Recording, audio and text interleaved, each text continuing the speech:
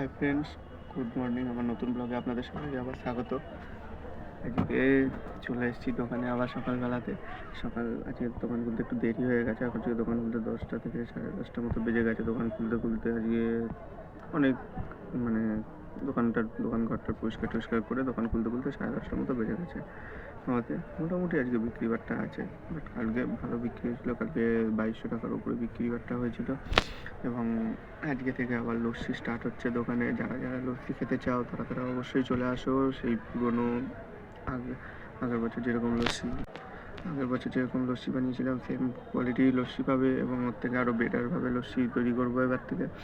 এবং আরও অনেক রকম ভ্যারাইটি লস্যি পাওয়া যাবে। সবই আজকের থেকে চালু হয়ে গেছে।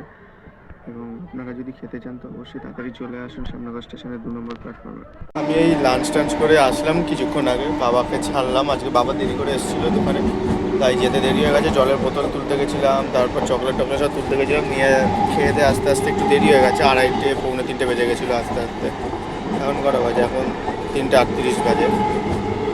আজকে দোকানে বিক্রি বাট্টা মোটামুটি হালকাই আছে, সেরকম বিক্রি বাট্টা নেই আজকে।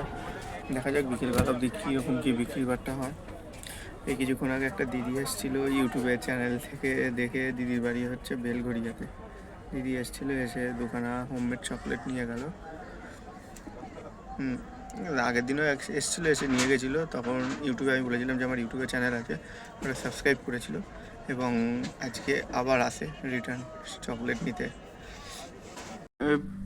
কিছুক্ষণ আগে বাড়ি ঢুকলাম, শরীর একদম ভাল লাগছে না, এক ফোঁটা শরীরই ভাল লাগছে না, খুব টায়ার্ড আজকে। আপনাদের যদি ভিডিওটি ভালো লেগে থাকে তাহলে অবশ্যই লাইক করবেন, সাবস্ক্রাইব করবেন এবং শেয়ার করে দেবেন। আজকে আমি আর পারছি না একটা ভিডিও বানাতে, যে ভিডিওটা এডিট করবো ভালোভাবে, পারছি না, শরীর আর চলছে না আজকে।